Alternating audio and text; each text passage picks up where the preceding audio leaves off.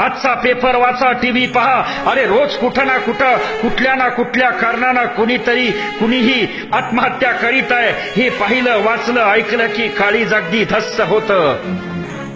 अरे आज आमची पोरं आत्महत्या करतात. घरचे बोलले की कर आत्महत्या, बाहेरचे बोलले की कर आत्महत्या, शिक्षक बोलले की कर आत्महत्या, अरे कुणी अपमान केला की कर आत्महत्या, अपयश आलं कर आत्महत्या, कोणी मन तोडलं तर कर आत्महत्या, अरे कर्ज झालंय कर आत्महत्या, पेपर अवघड गेला कर आत्महत्या, कुणी दगा दिला की कर आत्महत्या, अरे हट्ट नाही पुरवला की कर आत्महत्या, टेन्शन आलं कर आत्महत्या, बायकोनं त्रास दिला कर आत्महत्या, नवऱ्यानं छळलं कर आत्महत्या, मुलगी झाली कर आत्महत्या.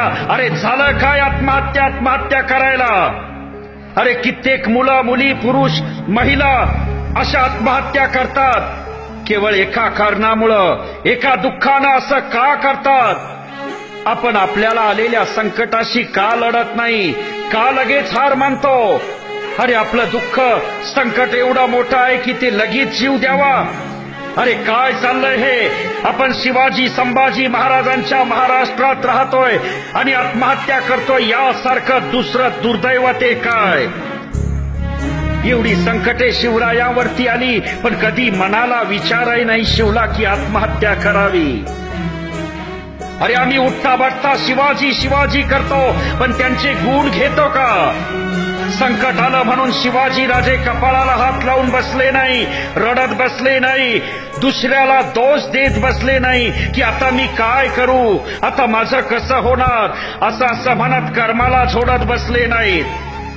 अरे प्रत्येक संकटातून राजे शिकले, अनुभव घेतला, मार्ग काढला, वाटा शोधल्या, नव्या वाटा निर्माण केल्या. याच्यातूनच जन्म झाला छत्रपती शिवाजी महाराजांचा.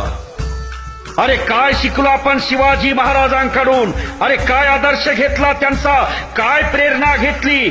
मग कशासाठी करायची शिवजयंती आणि ती सुद्धा 3 वेळा?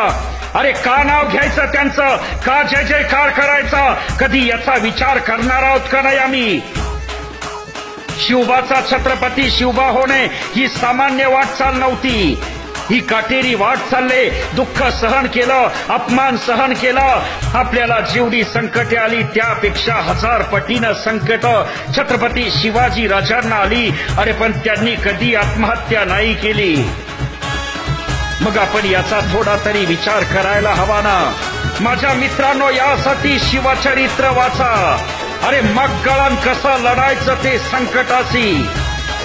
अरे हे दुःख त्यालाच कळेल ज्याच्या जवळची व्यक्ती आत्महत्या करून कायमचं सोडून गेली, कायमच्या आठवणी सोडून.